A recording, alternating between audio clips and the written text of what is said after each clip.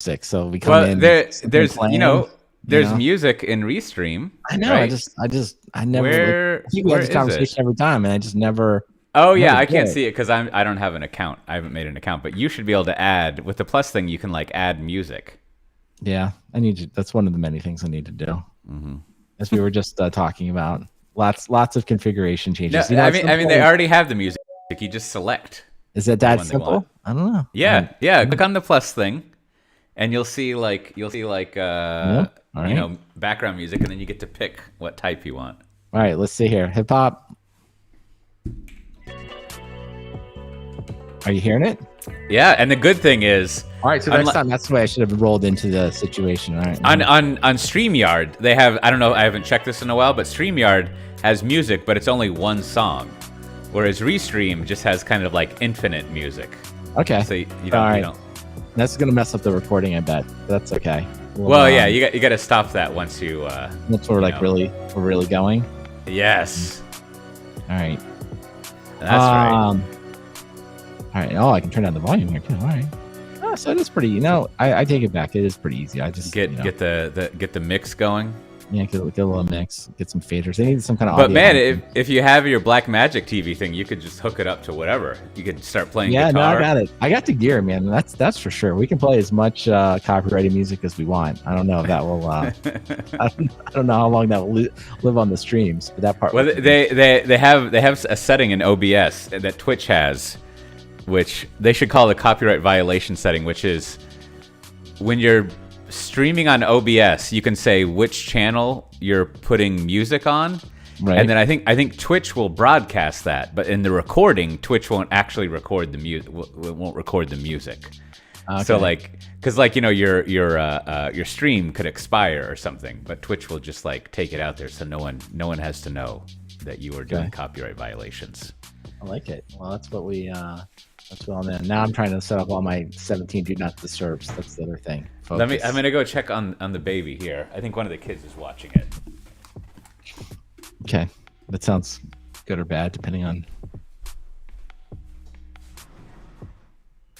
Everything good?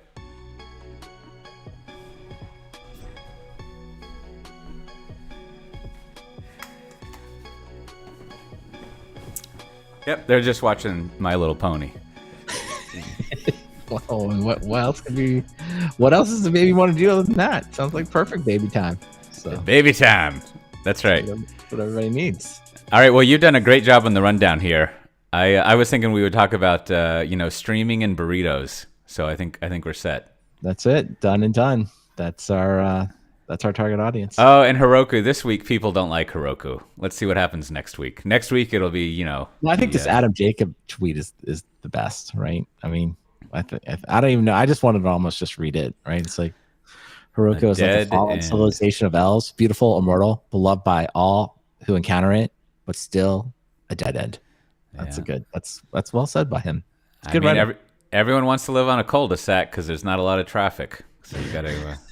I don't know if that's a live end, but yeah, I don't know. I thought the Netflix. I think there's some interesting stuff we could riff on that. I don't know if you had any thoughts. I like this reporting article you had. I had some thoughts. Oh on yeah, that was really well done. Weird columns there. Yeah. And then I don't know. We can talk about Discovery shutting down CNN. We can what else? Other stuff here. I don't know. We'll figure it out. Okay. All right. Yeah. Like I said, no ads. It's gonna be easy show tonight. Easy show. So just no need to pause. Go as long as you want. I won't even know when the jokes are done. They'll just keep going. We'll have to just insert a laugh track. All right. Well, traditionally, I like to ask for advice. Now it's only you, Brandon, which it means it's going to be half as much advice as I normally get if I did the math correctly. But I think do the math. I think the quality will still be great. I'm looking forward to it. So we have a big trip coming up. We're finally going back to Texas for a few weeks. The first time I got my hand going here. The first time everyone has been back. I mean, I've been back a few times a long time ago. But my question for you, Brandon, we got two adults. We got two. I don't know what you would call them. Juveniles. Children, sure, and then and then a baby, and then an infant, a newborn, a toddler. That's right. Right. That's right. That's right. One So of those things. you got 5 people there, right? Yeah. And we're not going to take a whole lot with us because we plan on Right. Mm-hmm. when you go to the States, you buy clothes there because clothes they have the same clothes in either place, but like what a lot of people don't appreciate about Europe is they got this thing called a VAT tax, which basically like if I were to tell you, see, this is what a VAT tax is. If I were to tell you, Brandon, there is a sale going on, you get 21% off tennis balls, you would be like, oh, that's a good deal. That's a significant amount of money if I want tennis balls. Now, just imagine the opposite of that. If I was to say, like, Brandon, if you want tennis balls, they're going to cost 21% more, right? Similarly, now 21% is not 25%. That would be shocking, but it's just that kind of taxes on everything. I think except certain types of bread and cheese, goods. So to net that out, clothes are cheaper in the United States. Is that what you're talking Definitely. Okay. Like, especially if you go to like Old Navy and, you go to the back there sure. where they've got like the discount rack and you're like, whoa, look, shorts for 25 cents. That's great. Yeah, there's a lot of that. That's true. Mm-hmm. Yeah. So, we're going to come back with stuff. So we're not taking a lot with us, right? But my question is, so give me like maybe, I mean, if you have to go back further, that's fine, but give me like the 48-hour TikTok for the Witchard household going on a big trip. Like what does it look like? Now you're still, you and the wife are still, well, okay, let's set it to what I have tomorrow off. Okay. Right. So I have but I didn't have today off. Right. So you can go with that. Let's say you've got one working day and you've got one off day. Right. Like, is that going to be enough? Are we going to need 3 days, 2 days? What's this going to look like? It's definitely not. But although it would be a little bit of a division of labor here, like my wife would typically be, so 48 hours. So, I mean, because there's some stuff that predates that. There'd be like, when originally buying the tickets, checking the passports. Sure. Let's Uh-huh. say you're like me. You've quadruple checked that the dates are good, everything's cool. Right? Yeah. Yeah. So, And what you're set with this. You're like, the house is in living state, right? Mm-hmm. And we have not packed anything. Yeah. And we have not really, like, I mean, I guess that's basically it, right? Yeah. So 48 hours out, like this will probably be where we've given my son sort of the 48-hour work warning, and he's a traveler. He likes to travel, so he's into it. So it would be, hey, have you packed your bag? Right. So we, get that down, and then he would, he's at an age where like at least the initial pack is on him. Like, okay, like, hey, you need to pack all your stuff, and then what electronics are you bringing? You need to get all of that. So he will have probably gotten his bag. He's usually done about 24 hours in advance, the full, if not further, because he's into it, right? But then there'll be like several parental checks. Like, did you, like, yes, you're bringing all the electronics, but did you bring like toothpaste? And I don't know, just be a quick little baby. Do your socks match? Yeah, no, that's probably honestly not matching is not necessary. Do you have them is acceptable. So there'd be a little bit of that, and then my wife, about 48 hours out, she's sort of compiling a list, thinking through. She'd be doing some type of airport snacks potentially, like whatever. That kind of stuff. Can we bring it? Can we not bring it? Getting out some water bottles, and she will start to construct a pile on the kitchen table. That will start to like, of all the things she wants to, and she'll also have a lot of written lists. Like, I probably won't pull the suitcase out till about, if it's a morning departure, like really, so 12, 15 hours beforehand, right? I'll be like, finish the day at work, whatever I'm wrapping up on. And then I'll probably start packing like, 7, 8 p.m. Right before we leave. But then I will have we'll kind of know if there's anything missing. And then of course, like travel day is always a little stressful. I mean, it's sort of like, we will do here in Austin, like we use Fast Park, but like it's been a little bit weird now because of like, do you need a reservation? They've had different rules. So there may be like a quick check of that. And then as a family, we'll discuss like, when are we leaving, right? Like how many hours beforehand? And it's like usually about 2 hours beforehand, but then sometimes people are like, oh, it's going to be too early. It's going to be too late. So we'll kind of some negotiation there. And then from then on out, it's just, get in the car. Usually, everyone has the alarm set. We're like first, like morning travelers is our preference. Is like get up, get it done, even if it's like a 5 a.m. flight. The group wants to do that versus like waiting until late in the afternoon. So it's like get it up, get it done, get through security, right? Get your flight done, of course, on your way. So I don't know. What am I missing? What are you're really 48 hours out. What's on your list? Well, so there's always, as we went over, lots of extraneous weird things, right? Like if you got new medication you need to line things up, whatever, pets, all that. Yeah. So we'll put all that aside. I mean, I think our schedule is very similar to yours. Like we have a 2-year-old now, which is a little more. She can't pack on her own yet, let alone make sure she has matching socks. So we got to put some thought into that. And then like we haven't actually gone on like a long flight with her. I'm sure Kim's thought of this, but we're gonna have to think of like, what is it you pack for a baby? Like, well, like I was thinking, she's really into milk, as you would imagine. Yeah, you want a lot of that, yeah. Yeah, and like I don't think you can just take milk through the security checkpoint. Like I don't like so, and I think in the Amsterdam airport you could buy milk, and I think on the plane they'll have lots of milk. So I think you can just ask them to give you milk, like, and it'll be cool. And we're flying on Delta over there. What am I part of now? The Sky Team, a valued Sky Team partner. I forget what is Sky Team the one that. Anyways, so I think they probably will have milk.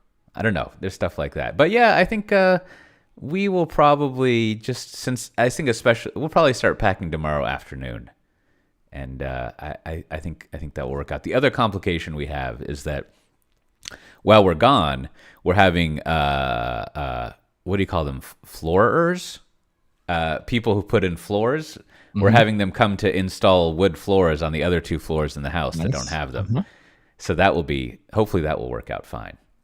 It's a little ambiguous what they do with the waste around. In Texas, they just haul your stuff away after the contractors, right? Right. Like, yeah, it's like you don't even have to ask. They'll just be like, yeah, I'm going to take this stuff to the dump.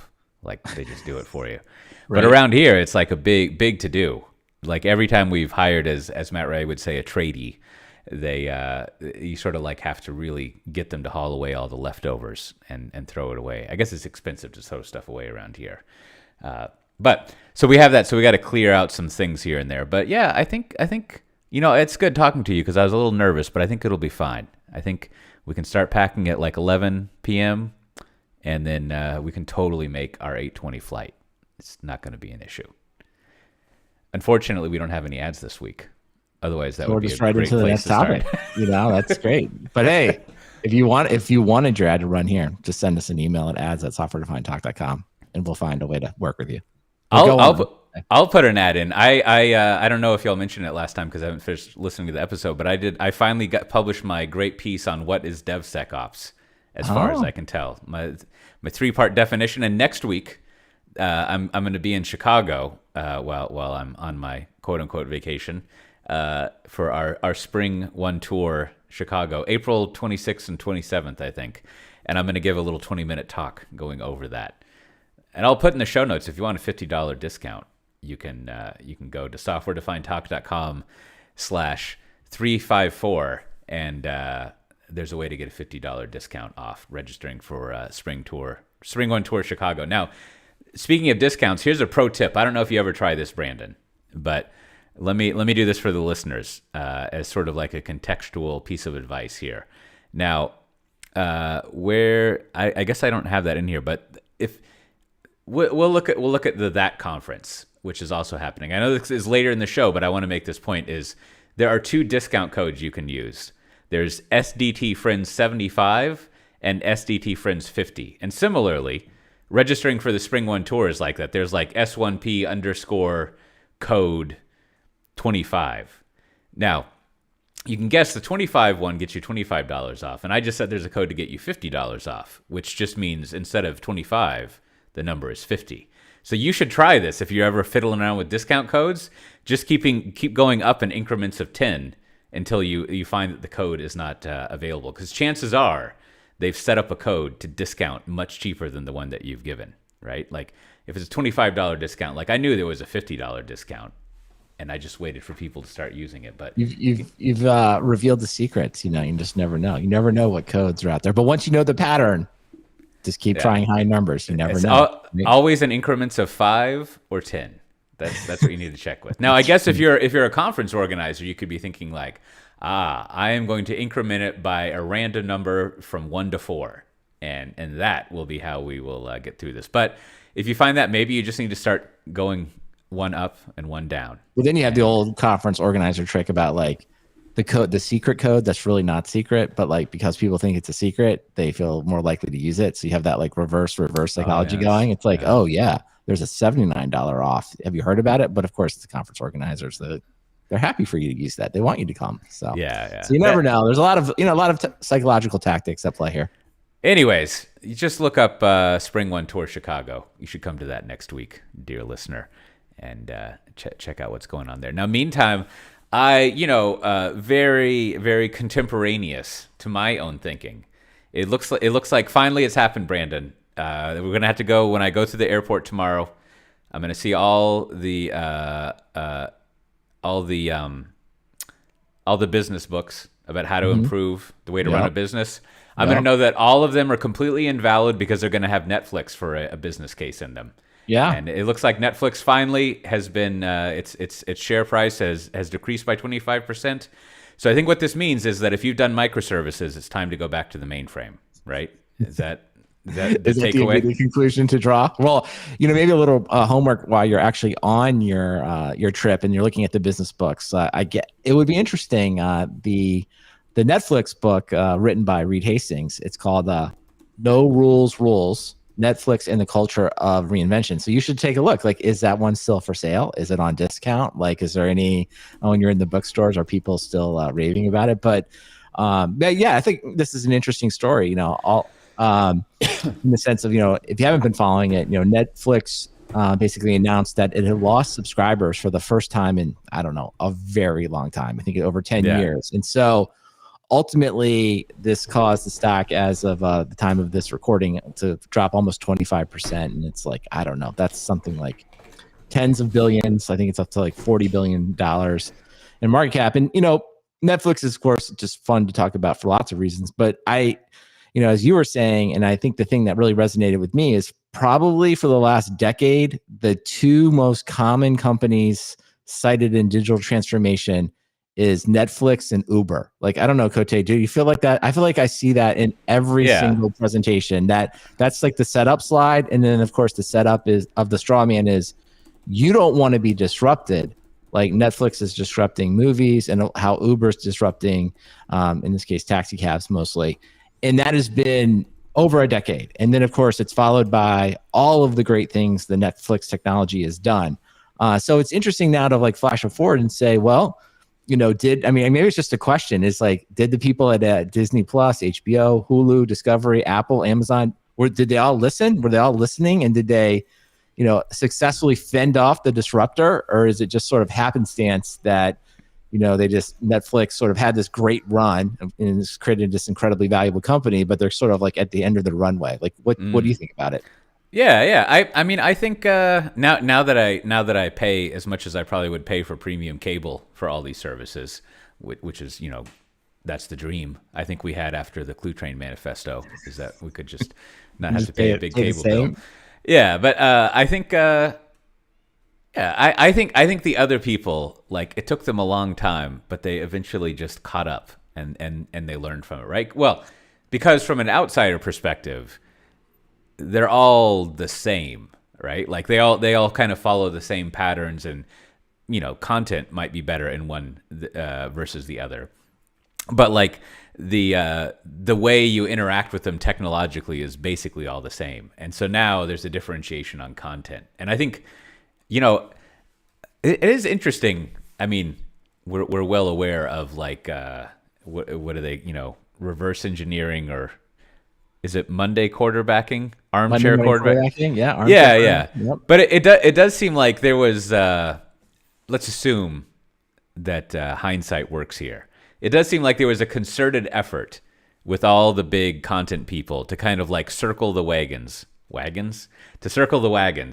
and really like differentiate on content, which is probably like an old school an incumbent reaction to be like, that's great, but we've got the best content. Right. Right. Which almost like, I feel like maybe over the past 15 years, us nerd people would have dismissed that as like, oh, they don't know what they're doing. But it turns out that like if you actually do have the best content, then that's what people want. As long as like your technology is up to speed, like that you can still have the same like way of subscribing to it, right? That you can still get it delivered on any device. Like we got a new TV and it's got everything on it, right?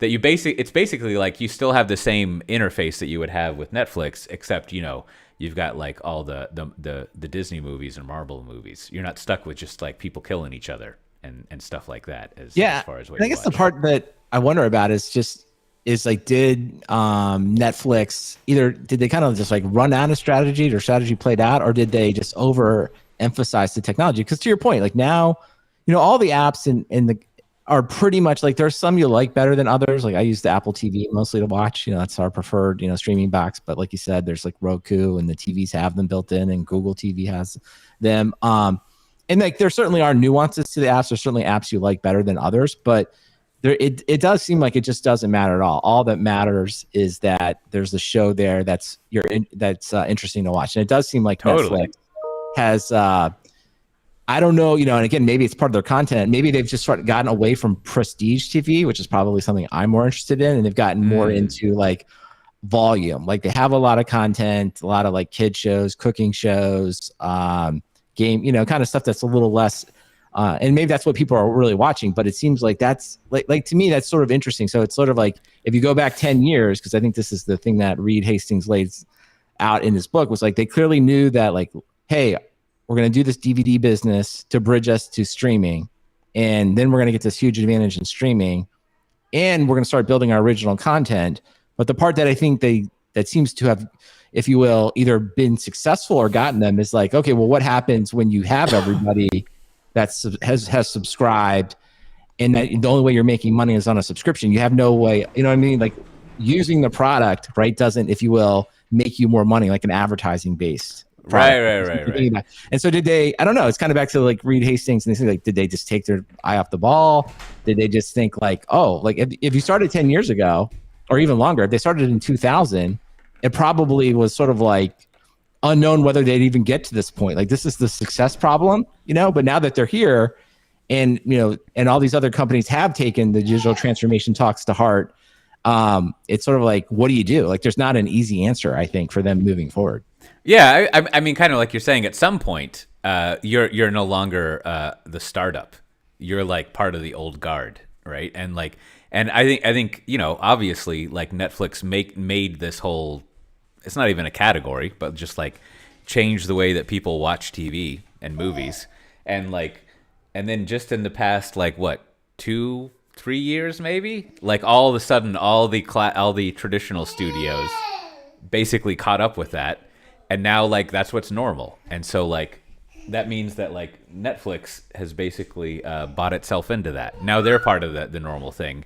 And then, kind of like I was alluding to, you can imagine the meetings going on where the studio people are like, all we got to do, like, we got all this money. We have to make sure that we have the good content. And, like, next time that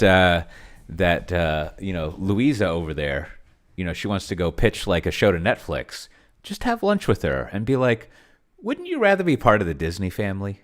Yeah. Like, whenever you're part, or wouldn't you rather be part of the historic brand of Paramount? Right. Like it's sort of, and you can imagine that over several years, and then you have billions of dollars to acquire content libraries. And then, I think maybe, I often think there must have been some jump where like the big switch was like, all right, we're only going to show this on our streaming service, right? We're no longer going to like let Netflix have this or just show it anywhere. Like you can only get it here. That was the decision that a lot of these studios made. This, I think it was like The Office and others, where they actually pulled the content off Netflix, right, a few years ago, and kind of, if you will, lived the short-term pain of not getting that licensing revenue, and with the hope that they would recoup it with their own streaming services. Right. And so that's the other thing. I mean, obviously we don't have the numbers or the spreadsheets or haven't. I don't know. Maybe you have, but I haven't.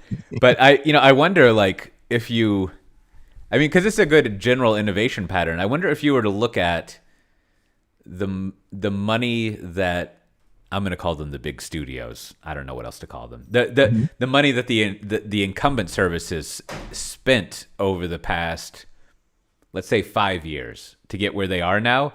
Like, is that the like, were they losing money there? Like, did they figure out how to do innovation without it having to be profitable at the same time? Like, in the same way, right? Like, you'd be like, oh, well, that's one thing for Netflix or Amazon or whoever to be able to do this because they can just burn money, right? Like, I'm sure the BMC people are like, that's fantastic that HashiCorp does Terraform, because we actually have to make money. I mean, maybe not now that they're part of a PE firm or whatever, but they sort of have that argument. And I wonder if also at some point the incumbent people of the studios were like, I don't know, here's $5 billion, just go make it happen, right? Like, because that's always a problem as well for incumbents. And then now that's kind of the situation Netflix is probably in, right? Like, they're probably like, we're gonna need to go, like, I don't know, buy Warner Brothers or something.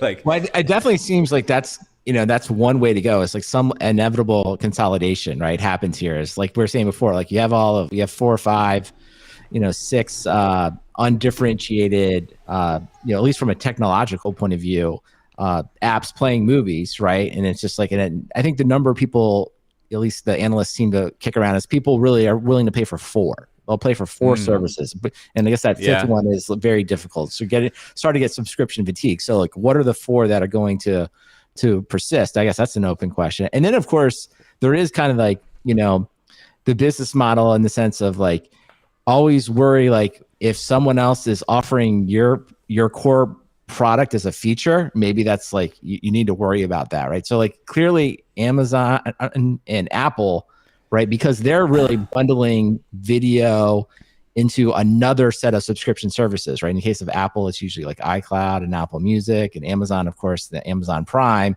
So that makes another, like, kind of, if you will, vector of competition. Is like Apple doesn't really care if if you're quote unquote competing with Netflix. They just want to have enough TV shows that it sort of like helps them, bump that Apple subscription up a little bit more. And then they can go back and say, I'm giving you music, I'm giving you video, I'm giving you workouts, I'm giving you, and so it can go from like, as I think we've joked so many times on the show, the default lifestyle is like, first you start at like the $199 iCloud plan, and then, you add music, and then then you're up to $20 a month. And then you're just like, okay, throw in the Apple TV Plus. And so they have this way to, if you will, stack more and more things not related to video that make that subscription more valuable, right? And make it even more convenient. Whereas Netflix, at least today, it's really just video with games is like on the horizon, right? They've talked about games in the future, but who knows if that will come to fruition or not.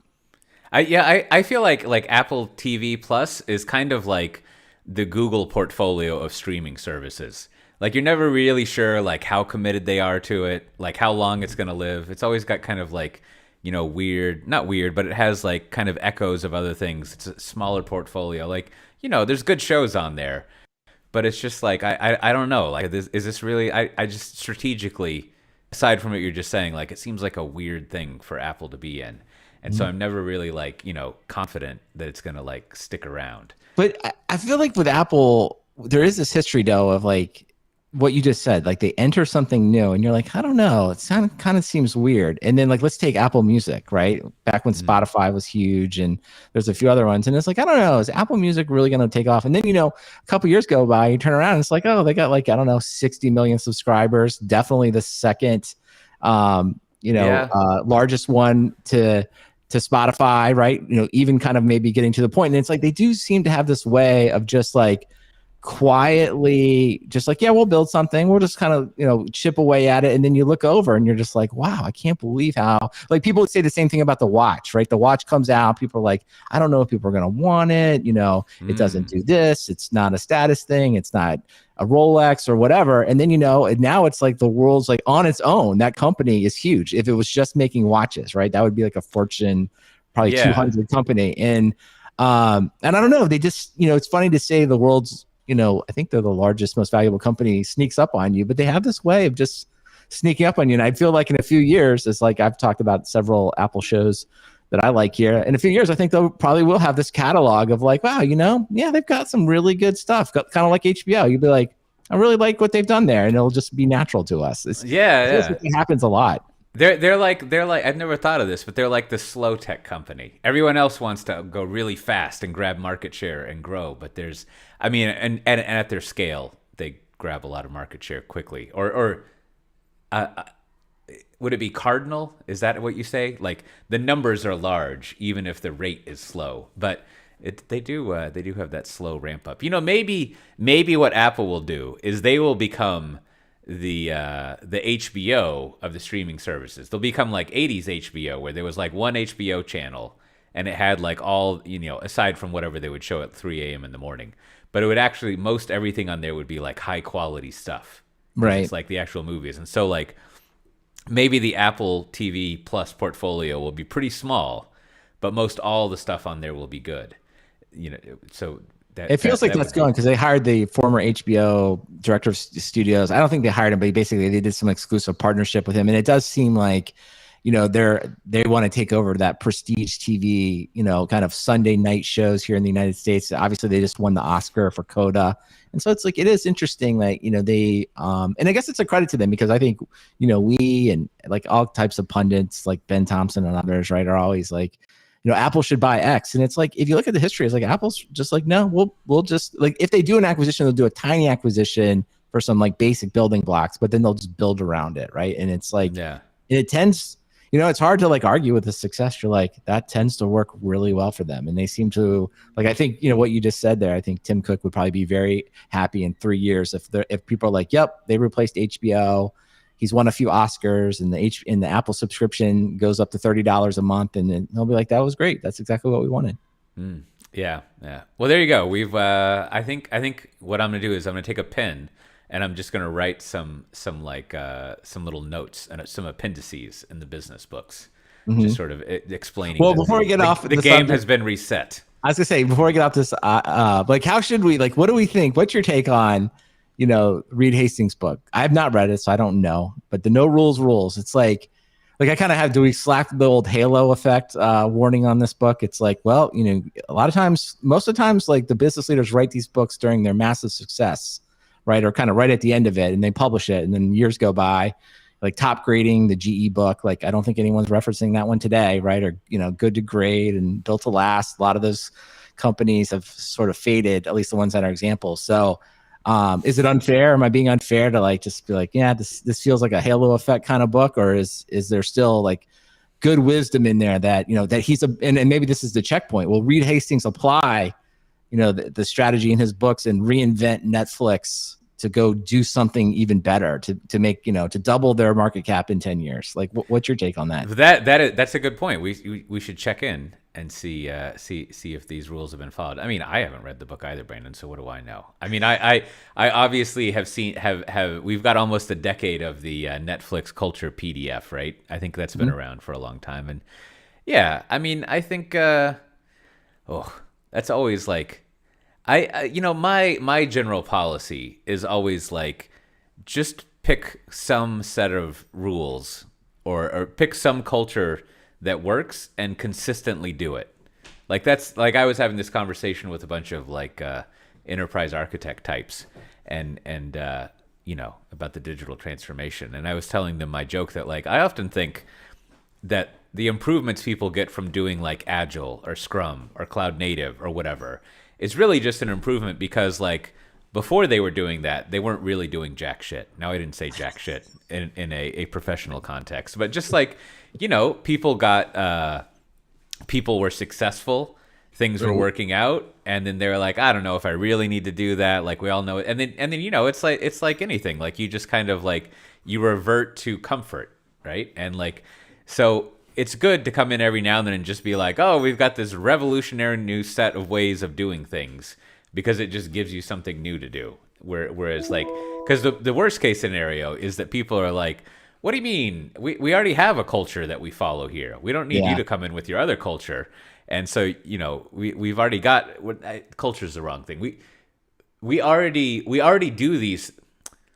See, this is the issue, is like, you can't have a business book like this that only focuses on the outcome that you want, because everyone agrees they have the same outcome, right? Right. And so instead, you've got to have a business book that is very specific about the practices and the technologies you put in place, and it has to be different enough from what people are currently doing. Because if you were to come in and be like, here is a way that you do your annual planning cycle that's going to blow your mind. What you do is you think about who your customers are, who your suppliers are, and then who your competitors are. And you think what we need to do is we need to brainstorm out a new product or an offering that our customers will pay a premium price for us versus what our competitors are offering. And you'd be like, thanks for the 1965 course and strategy from Michael Porter. We already do that. We've got that process underway. Yeah. Whereas if you were like, here's how we do strategy, and you come up with something that's basically like, and finally, after all those sticky notes and whiteboards, now we know what we offer that no one else does, and therefore we can provide a premium price for, right? Like, so you've got like the same goals, but you just got to come up with new, like, goofy ways to get there. So maybe that's the lesson here for these books. It's like, maybe just the title here. Maybe it's less about the culture of reinvention, as he's kind of alluding to. Maybe it's just more like, here's what Netflix has done, right? And you may want to read it to kind of see what's going on. But then, you always have to like sprinkle in some level of like, hey, we also benefited from a certain set of circumstances that you may or may not have, right? Like, I think that's always like kind of the push and pull in these books. Sure. Like offering like, this is the right way and will always work for you, versus like, these ideas combined with this timing kind of worked out for us. So read the story, and that may be helpful for you as you think through how you're thinking your culture there. But like, anytime someone's throws out the book and says, well, this is the culture of reinvention, it's like, well, it's unlikely that will stand the test of time. Yeah. Well, it's like they always say, we've always been doing Agile. We just never called it that. I think that's what we always learn. See, if only we had an ad to put here, Brandon. We could. But we don't. But I tell you this, though, you found something this week that I really liked. You should tell everyone this reporting tool. Like, why did you? Yes. Why did you? And I like it. I was like, what prompted you to throw this into the show? Well, notes? I've never. I like reading this guy's blog. I've never forced myself to remember how to say his name, so that's too bad for me. But like, we'll put a link to the show notes. He's pretty good. He let's see, what is it? He in Twitter he is TTUNGUZ. So you can type that in. Not you, Brandon, but someone. But everybody else, right? Yes, and I like his blog entries. I admire them a lot, because they're like take like they're basically like, I haven't actually done this, but maybe 400, 500 words. They're very short and very clear and to the point. And being a VC, somewhere in there, like his posts either, I always feel like they're basically like, oh, someone asked this question on an email thread, and I typed it up, and I thought it would be great as a blog post. Like, I do that every now and then, right? So it'll be like, how to hire your second global sales manager for a SaaS business, and he's got anyways, whatever. It's a good blog. So this one, he starts off, he's like, I've seen a problem that people have a lot, and that is, people in a company are trying to figure out what the real revenue is. And so they get some spreadsheet, and there's a column that's like, revenue _3. And they're like, oh, this is the revenue. So they start using that revenue in calculations. And then they go to the meeting, and someone's like, no, that's not the revenue. And they're like, what do you mean? And they're like, no, you got to look in this other spreadsheet where it's revenue _1 _A _final. That's the column we've been using for 3 years for the revenue. And then, you can imagine how this happens, how the rest of the story goes. He goes, eventually you get to the point where there's like 7 different columns from all these spreadsheets that is the revenue that people are reporting. And then you've got this disaster of like, no one actually knows what the real revenue is, because like there's no central place.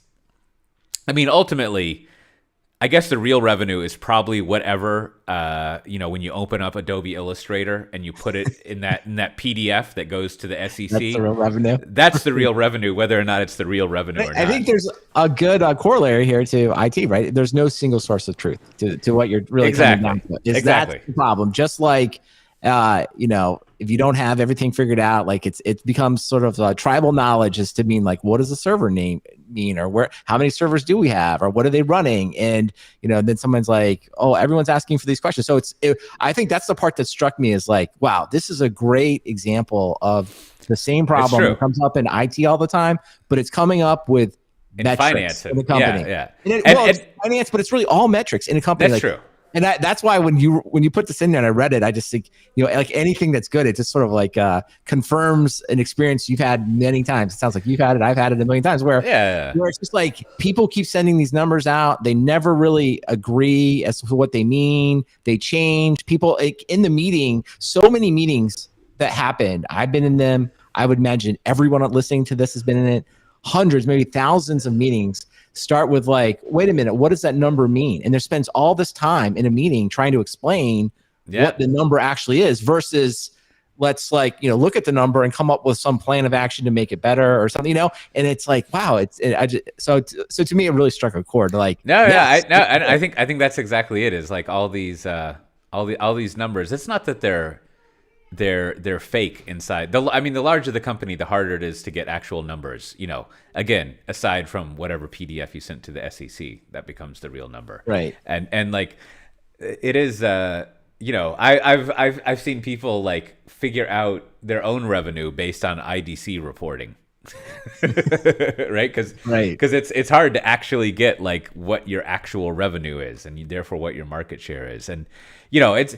So there is the point. It's hard to have a single point of truth. And then, the reason I gave this prefacing that he was like a VC is like, and then all of a sudden I'm like, oh, I got hoodwinked. Now he's pitching me some company that he's funded down here. And it's just like, yeah, good fucking luck with that. Right. Like, it's like, it's not that this problem hasn't been identified. It's that it's kind of impossible to solve. Like, it's just like, doesn't really, I don't know why, but I don't know if this is, as our cloud DevOpsy friends would say, I don't know if this is a culture problem or a technology problem or a compliance problem, but it's just like, I feel like there probably is not an organization you can go to where like you could easily, maybe you've got to file a help desk ticket.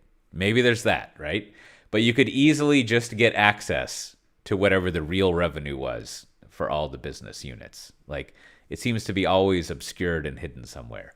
I mean, well, I don't know if you caught it in the write-up, because I guess it comes the story that is told. Again, we never know how true it is, but it says that these ideas or this product really came out of Airbnb, and they go through and they talk about the product and basically this open source thing, and everyone can read about it. We'll put it in the show notes. It's good. It's definitely worth like kind of watching and understanding it, but it's very subtle in there because he didn't make a ton of noise about it. But he says, the CEO, who he refers to as Brian, basically says, he was looking at a lot of data, right? And he was always being told, over and over that like, this number means this or this number means this. Or he was asking data and like, I'd like to know the bookings in Germany or something. And he found it was very difficult for people to get that information and to consistently show it to them overall. So the important part there is Brian is the CEO, right? And when, at least for him at Airbnb, he put a ton of emphasis on saying like, I want this to be fixed, to the point that if you have to go build an entire system from the ground up to do it, that's worth the time and effort to do it. So I see. That's the subtlety, right? Around, many places, to your point, the reason it won't happen is that the CEO will have different priorities. They'll just say, well, that's just how it is. We have to live with it.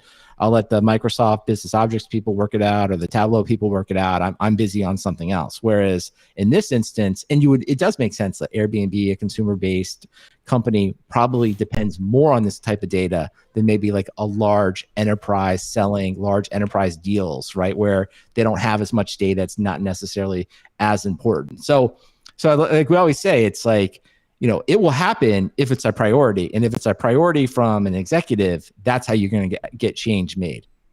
Yeah, no, that makes sense. And also, it's you also have like all your multiple business units and acquisitions, things like that. And more generally, right? Like it is like when I was putting together analytics for like blog page views, and if people click on things in videos, like there's even one person looking at all that stuff. There's so much variation across properties even owned by the same company, YouTube and Google Analytics. It's just like sorting out the differences between a user, a session, a view, or like all these various things. It gets like complicated really quickly, and I maybe it's not even not even that complicated in the finance world, but I can imagine that if you're at a large company, like it's just you don't even know like the semantics of money that you have. Like you just got these revenue streams coming in, and how do you account for them? Like if I rent a car, I got a GPS unit income, but then also I rent a car seat. I guess that's all under accessories. So you got that revenue. Is that included in my my car rental total, or is that a separate line of business that I have? And then how do I incorporate what they're doing in Iceland?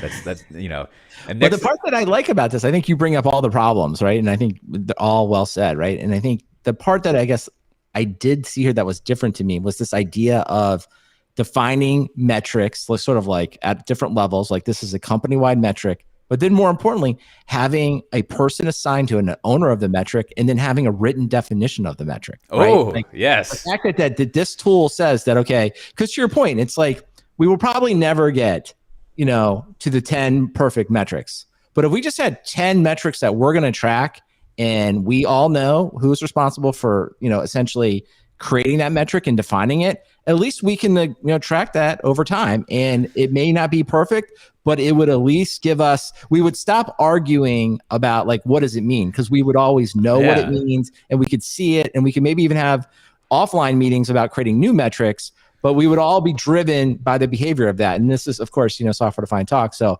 this week I have to, have some rant about Workday, and I'll just get it in here. It's like, maybe if we spent less time on the Workday workflows and entering all this text, and we spent more time on these metrics, when we came time to do reviews, we could all just look at our metrics and like really have confidence around, well, this is what we were holding you to. Here are the KPIs you're interested in. And like, it's very easy to report against them, right? Like, think about how that conversation would go with your boss. They're like, okay, let's pull up the metrics we've been looking at all year long, right? Because we know what they mean. So just a thought to throw out there to everyone. Now, see, this is great because this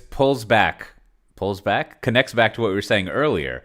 This is a good example of we've always been doing Agile. We just never called it that, right? We're like, there are probably lots of people like in the meetings you're talking about, right? Who are like, they want to spend a lot of time talking about the number, and someone, you would be like, well, can we bring up the definition of the number and like look at the actual like formula that derives this number? And people would be like, I don't know. Do we write that? And then so then the revolutionary suggestion that you should write down where the number comes from, like, seems like, is like earth shattering and revolutionary, right? That you actually have a process. And if you wrap doing these common sense things into like a new, proven process of awesomeness, then everyone goes to the training, they read the books, they even like, it's not just 3-ring binder dismissiveness. Like, they actually like, they believe in it and they start following these things and they start writing down where the number comes from. Then of course there's going to be improvements because they weren't doing anything beforehand, right? And so that's like, that's the value of a renewed sort of reinvention of doing things. And I do think, it's kind of like we were talking about a little bit Netflix before, and digital transformation and how some of these things apply yet in different situations. And I think this idea around metrics, because when you really dive into these tools, what they've really done is nothing other than we say configuration is code, we say compliance is code, but this, like, their variation of it would be metrics is code, right? So you basically define, in this case, it's some form of YAML. It's always YAML, of course, but not in a bad way. You basically define what it is, what the query is. You check the query in, not checking. That's the old school way of, I'm thinking of my source safe days. You put it in GitHub, right? And you basically, anyone can see it. You annotate it, you write it up, you let people ask questions. And so it's just, it is like the idea that metrics, doing it through some type of code, or in this case configurations, this works just as well as doing compliance as code or doing configuration as code. And the fact that like we don't quickly move to this is just kind of shows that even the companies like you and I work at companies that are big about digital transformation, we even struggle with it, right? And we think about digital transformation all day long. So I just think the idea of like doing this for metrics it's worth the time and effort if you really want to be metrics driven. If you don't, if you're just sort of back to where we started this conversation, where you're just sending a bunch of Excel files out with revenue 1, new revenue 2, old revenue column 3, it's like, well, you're going to spend a lot of time in meetings just kind of debating those metrics. There's no way around that. Yeah, just checking your Excel macros. That's yes. Learning about special paste and how. I mean, you joke, but it is true. It's like, if the only way to learn the formula is to get the Excel spreadsheet, click in the formula cell in Excel, which of course is impossible to read by humans. So you have to like cut and paste it and do some type of syntax highlighting just to like how many things are going there, and you have to refamiliarize yourself with all the obscure Excel functions. If that's the way you do it, then it's going to be hard for everyone to understand it. Versus then looking at configuration that can be read by anyone. And what you always find is that like they've is it I don't know what they call it in Office land, but they've like live linked to another file. Yeah. And so it's like, oh, you can't edit this because C:\Bob's files. Yeah. Doesn't external exist. links, right? And then it gives you some virus warning, right? Yeah, absolutely. Yeah, and I always think like that it must have that data model somewhere because it's generating this chart, right? Like. And it has the numbers in PowerPoint because this is not an image. And if I reformat this chart to a pie graph, it knows what the numbers are because it can redraw that chart. So that model is in there somewhere. I don't know why I feel like I once figured out, who I think taught me this, our old friend Prabhakar, master of Microsoft Office, circa 2010. And I think he actually finally showed me some way that you can get the spreadsheet, even if it's not linked somewhere. Right. And extract that data out. But it does. I mean, just to beat the dead horse here, right? And it's just like, it's just another variation of like we talk about with no SSH JJ, right? It's like, hey, if you're secure shelling into the machine and you're doing lots of manual configurations and like, sure, there's all this magic you can use to figure out what's going on, but it's just very painful, right? It's like, so why not take the moment to automate it and put it in some clearly defined language and be able to repeat it, right? And it's like, so these principles apply not only to IT, but they probably should apply even more to like these types of metrics that we're all obsessed with. Yeah, I think my parting thought here, Brandon, is that some Sunday in the future, I'm looking forward to hearing Brian be like, I heard this conversation about we have all these metrics and they're not accurate. Why do we keep using them? So I wanted to talk about why we use these metrics. What are metrics for? And I think hay season will be over by then, so he won't have to apologize for sneezing so much, which is fine. I feel like I've been a professional podcaster for a while now, as you have, Brandon. And you know what? You don't need to apologize for noises, eating, got a cough. It's fine. Things happen. Like you just not a big deal. It's totally. If you want good sound, listen to NPR. If you want tech news and commentary, come here. That's right. You can pick one or the other. well, just as a brief mention, I mean, since it's a very popular thing. It looks like Heroku was down for about 4 days. I don't really know what that means, but just like we were kind of when we were talking about Netflix, anytime something is down, it's time for commentary about how bad it is. We all forget how much people loved this thing and would sing its praises. But I think Heroku is always an interesting case, right? Because it's I think in our little area of the world, we're always like not sure. Everyone loves that thing. I'm not sure why that didn't take over and dominate the world. And so like it's a good opportunity to check in with Heroku. I think they came back on, right, Brandon? Are they? I think they're back up. They're a long outage, but yeah, they're back. Yeah.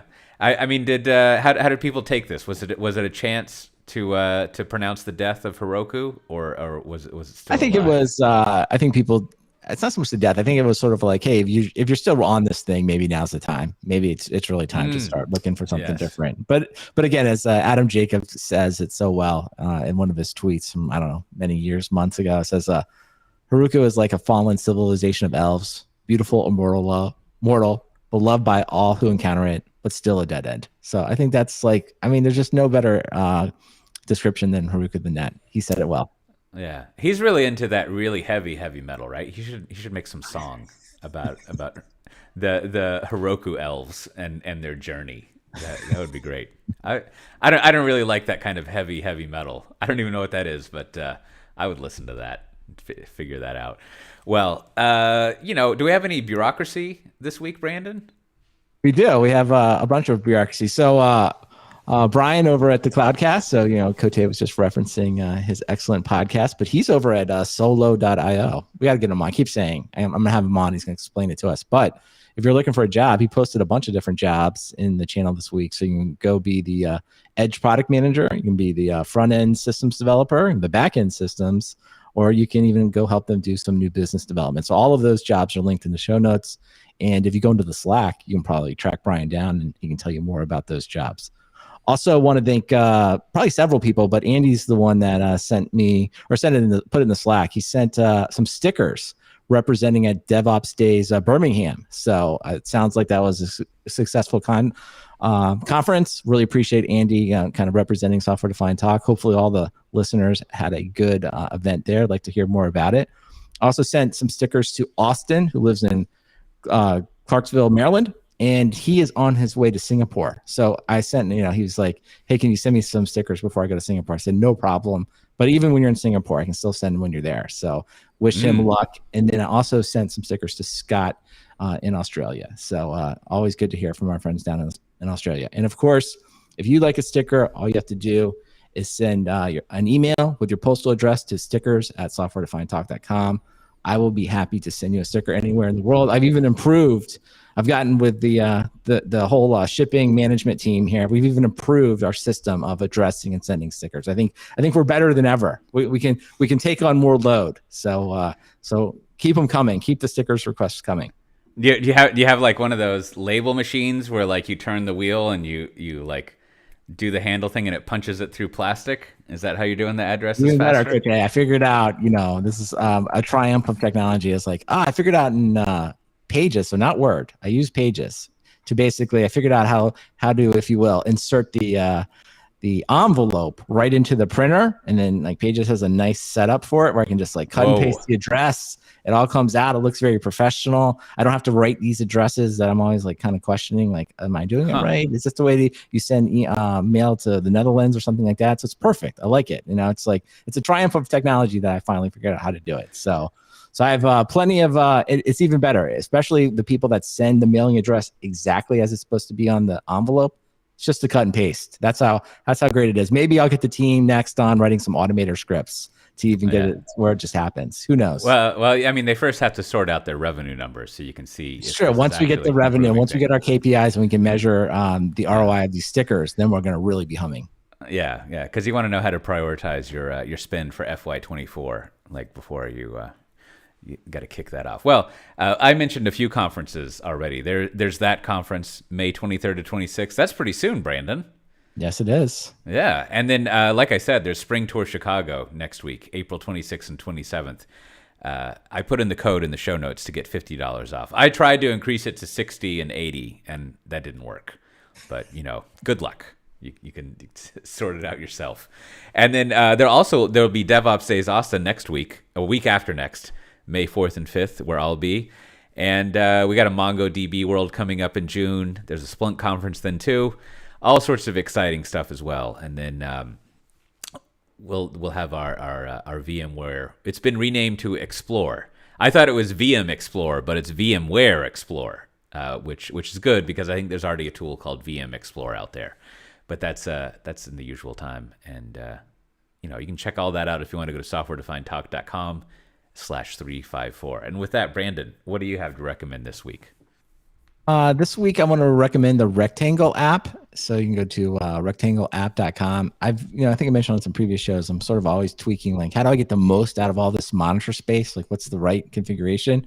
So Rectangle app, it just makes it real easy to kind of, if you automatically size windows and sort of like take up half the screen, a quarter of the screen, different layouts and things like that. So I find it really convenient. And for me, I have the 227-inch monitors going. I have basically determined that the maximum number of windows that I really can consume at one time is 6. So basically I got like 2 main windows and then 4 ancillary windows on the side. So that's what I'm going with, and Rectangle's made it easy for me to like experiment with a bunch of different configurations. So it's free. They do have a paid version. I haven't used the paid version, but this free version is really good. It does kind of feel like, man, it feels like Mac should have all this just built into the operating system, but they have some of it, but not all of it. So Rectangle app has been a good little addition. Check it out. Now, isn't that like what do they call that? A Dunkirk or a Dunbar number? Like you can really only hang out with like 6 people. Like I think it's like 14 or 15, right? But I feel like that must be. Yeah, I don't know. I feel like somebody must have kind of. Although I see people with like a lot of windows. I guess I'm not in an office as much, but I remember walk around like people with like three, like I don't know, 3 or 4 different monitors with a lot of windows going. So I don't know what the natural, but I think I'm at my max. Like I don't think another monitor here will not make me more efficient. I just run out of stuff to do with them, right? Like I don't, there's only like at one point I got a giant monitor, and so I only have like the big monitor and the laptop, right? But at one point I had potentially, let's see, I had 2 different monitors and a laptop monitor, and then you can use like the sidecar thing for your iPad. Right. And I was always like, I don't really know what to do with this iPad monitor. Like, I don't need to like put Twitter on here to monitor it, and nor my calendar. I'm not really sure what I need to be doing. Are you a 1 monitor laptop and a laptop? Like, what's your setup? I got one of these big like 30-inch monitors, the curve thing. And so I'm trying that out now. I got that, and then I got the laptop, right? Because is it the extra long kind, or is it? It's extra long. Yeah, and like I like the. I don't really need the laptop monitor, but I like the keyboard and trackpad on the MacBook Pro here. That's really what I want, and another monitor's fine. I don't know. Monitor talk, pretty good stuff. Well, speaking of thrilling talk, your recommendation was thrilling, Brandon. But we had a bunch of sickness going on around here. Not any COVID stuff, just like colds and fevers and stuff. And it may seem obvious, kind of like describing what your metrics are, but I think there's a lot of Internet of Things stuff out there. But just a good old fashioned 1-button digital thermometer is my recommendation right now. There were many years until I think maybe until the last 5 years or so where like the 1-button thermometer would always confuse me, right? Like I need like a go, like a start. How does this work? And I feel like at some point I sat down and I was like, let's just spend some time figuring this out. Like, right. I know it's for some reason there must be some name for this condition, but it's like the simpler some piece of technology is, the more confusing I find it, right? And so the idea, like, surely if I want to know someone's temperature and I press this button and it beeps and I put it in their mouth and it beeps again, surely I've messed up that workflow. Like, there must be something wrong with that. But no, sure enough, most of these thermometers, you press the button until it turns on, you put it in the mouth, it beeps, and you're done. That's it. And right. And like, it's just I don't know. I guess you know what I think it is I don't feel comfortable with the technology that the instant you turn it on, it's starting to do its thing. You need like a boot up process. Yeah. Exactly. Like I need that standby thing. Like I the thermometer am on now. I am ready for you to tell me to do something. That's right. It's like the scale. Like you have to like put your foot on the scale, let it like boot up, show the 0, and then you just like step on it. Yeah, I agree. It's like, yeah, things that don't have that, you should just be skeptical of them. You're like, that can't be right. Yeah. But it's so maybe that's my recommendation is if you got to make sure to be comfortable with that type of, it's not even boot up, that type of go button, right? Like, because if not, there's a lot of things in life that are just like, also like a meat thermometer. Like there's a lot of meat thermometers that the act of opening up the meat thermometer turns it on. Yeah. Yep. But then you don't have to pay attention. Like you can see that it's on, and then you stick it in the meat, and then it goes, right. So even that is a 2-phase process, right? Where it's just like the thermometer thing is just like it's just going once you turn it on. So to be clear here, you're not recommending a thermometer. You're just recommending to be okay with the instant on, the instant. Yeah. The next time it's a very philosophical meta recommendation. Yeah, right? I mean, for people, that recommendation, be okay with this mindset. For people who don't know what I'm talking about here, the next time you're staring at the wall, you're enjoying a cup of coffee, just talk with yourself about this idea of like, when I need this thing to function, I just press a button. And it is ready. It's doing its job already, right? Like, and it's just, I don't know. I have a lot of discomfort with that type of thing. I want to have like push a button and it's ready. It's ready. And now I want to be like, go. All right. So, but I've We come should to bring peace on with some it. UI. I bet you there's some UI research or user interaction where it's like, yeah, like the human brain actually, even though it's almost like, even though it could be on and working perfectly, just giving the human being like a second to like process it is just probably required by us. Something like that. It's like the elevator button, closed doors where it doesn't really work, but like just give the person something to do. It makes them feel better. Exactly. Yeah. Yeah. Like, at some point, I bet oven technology will get to the point where you could just like give it a temperature and it's instantly that temperature, right? Oh, And that'd be good. I like that. yeah, but it'll take humans a while to get used to it. They'll just be like, I don't understand why this is happening. Like, because the thing would be like that would mean that you put your food in there first and then you do the temperature thing, right? Like that would be a big shift because we're just like so much. Maybe not even so much. I think every year of humankind's life, the rule has been heat up the thing first and then put the food in. Yeah, absolutely. Right? Yeah. And so this would be a fundamental change just for humanity. And since paradigm humanity, shift, okay, a paradigm shift. Humanity. Yeah, and I mean, as discussed earlier, right? Like, I mean, it doesn't matter what rocks think about things, right? Like we by experiencing it are the ones who define reality. So we would be. That device would redefine what reality is. Nice. Well said. Well, I think that's it for this episode. So we'll see everyone next time. Bye-bye. All right. Well done, Kote. Right on time. Probably not on time. I don't know when we started, but it seemed like a good episode. Fun episode. So thanks for everyone. I like that somebody in the chat here had a good point about Tesla sort of like, is Tesla the next Netflix, right? Does everybody catch up in, who said that? It seems the person that said that. I like that analogy though, but like, does like Ford catch up when they launch their vehicle? Is it like, oh, well, Tesla's like all this technological advantage wasn't that a big deal? Like once Ford and Honda started building electric vehicles, we're just like, yeah, those are just as good. That's a good, there is like, that makes me think, yeah, too bad I can't search this chat. That's a good idea. Go ahead. There's like a type of strategic thinking that I don't come across that often, which is the well, I don't know if this is true, but like I don't think about that much. I should put it that way. Where if you're a conglomerate and you have 5 lines of business, you can use like 2 of those lines of business to like fund innovation in the other 3 lines of business. I mean, this is how Google operates, right? I guess I don't know. But like you have your cash cows, and you can go and spend money elsewhere. And it feels like if you look at Tesla as like the Elon Musk company, he's able to do all these other things in a conglomerate-y, crazy, nutty kind of way. Yeah, I don't know.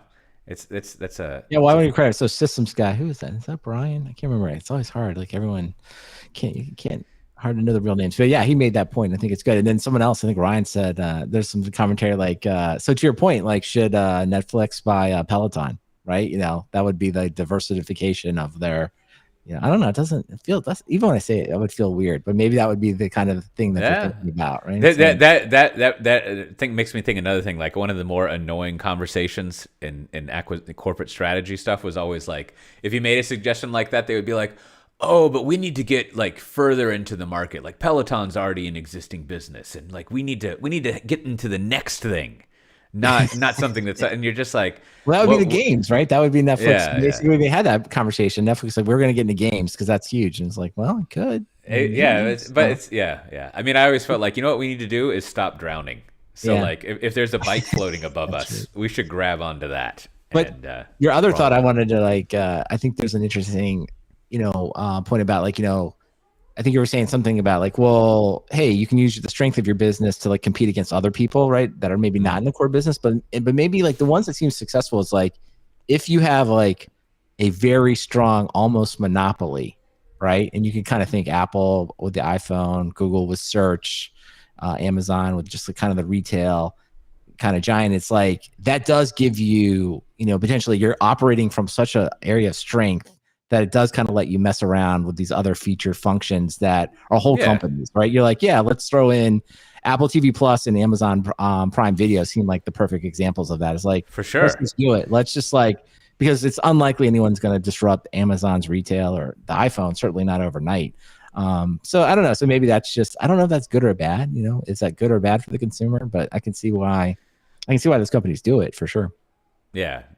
Well, there's a certain point where you're like, your company becomes a big enough scale that you have to start thinking in that kind of portfolio way, right? Where you're innovating in any individual business isn't the most important thing, but figuring out how to have your 50 different businesses benefit from each other is more important. You need synergies, Brandon. Right. Always with the synergies. That's right. That's why software defined talk. We're going to be we're getting into construction. That's going to be our next move, right? You know, we're going to just branch out into real estate. That's probably what we need to do. Something crazy like that. So. We're going to call it synergy defined talk. It's just done and done. All right. Well, I appreciate all of everyone hanging out in the stream with us this week. We know it was a little early, but Cote's got to go on vacation. Matt is on vacation. So, I'm going to call it, this is a summer schedule of software defined talk. You'll never know when it pops up on the streaming services. It'll always be a little bit of surprise for the next probably few weeks. But, it's like a spring break with that guy in there who plays, spring break guy, the Spring Breakers. Who was in that? Was that not the Joker guy, right? I always get those two confused. The guy who played you got the Joaquin Phoenix, and then you got the other guy. Well, I don't know. Well, that note, Freaks and Geeks. We'll take everybody out on a little bit of our music that we learned how to play. So until next week, thanks for hanging the stream. Bye-bye.